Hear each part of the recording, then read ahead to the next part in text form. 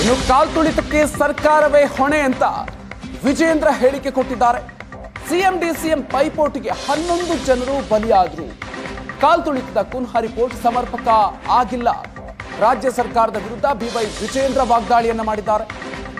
ಈ ತಪ್ಪನ್ನು ಮುಚ್ಚಿಕೊಳ್ಳೋದಕ್ಕೆ ಆರ್ಸಿಬಿ ತಂಡವನ್ನ ಬಲಿಪಶು ಮಾಡಲಾಗಿದೆ. ಈ ವರದಿಯೇ ಸಮರ್ಪಕ ಮತ್ತು ನ್ಯಾಯಯುತ ಆಗಿಲ್ಲ ಅಂತ ಹೇಳಿದ್ದಾರೆ.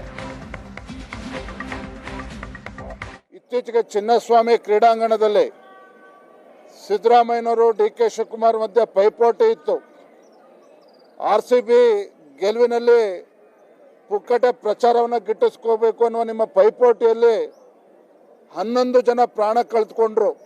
ಮುಖ್ಯಮಂತ್ರಿಗಳು ನೇರವಾಗಿ ಹೊಣೆಯನ್ನು ಹೊರಬೇಕಾಗಿತ್ತು. ಡಿ.ಕೆ. ಶಿವಕುಮಾರ್ ಅವರು ಹೊಣೆಯನ್ನು ತೆಗೆದುಕೊಳ್ಬೇಕಾಗಿತ್ತು. ಆದರೆ ಅಮಾಯಕ ಪೊಲೀಸ್ ಅಧಿಕಾರಿಗಳನ್ನು ಬಲಿ ಕೊಟ್ಟು ಮೈಕಲ್ ಕುನ್ನಾ ಕೊಟ್ಟಿರ್ತಕ್ಕಂಥ ವರದಿ ಇದು ಸಂಪೂರ್ಣವಾಗಿ ಕೊಟ್ಟಿಲ್ಲ.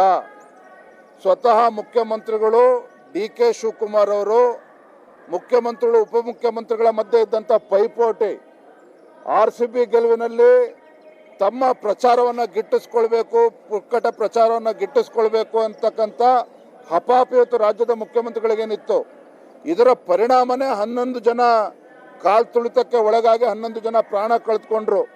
ನಿಜವಾಗ್ಲೂ ಕೂಡ ಮುಖ್ಯಮಂತ್ರಿಗಳು ಪ್ರಾಮಾಣಿಕರಾಗಿದ್ದಿದ್ದರೆ ಇವತ್ತು ಸರಿಯಾದಂಥ ವರದಿ ಇವತ್ತು ರಾಜ್ಯ ಜನತೆ ಮುಂದೆ ಇಡಬೇಕಿತ್ತು, ನ್ಯಾಯಾಲಯಕ್ಕೆ ಕೊಡಬೇಕಾಗಿತ್ತು.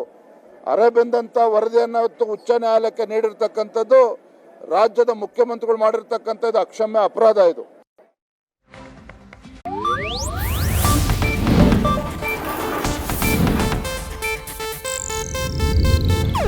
ಇದು ಏಷ್ಯಾನೆಟ್ ನ್ಯೂಸ್ ನೆಟ್ವರ್ಕ್ ಪ್ರಸ್ತುತಿ.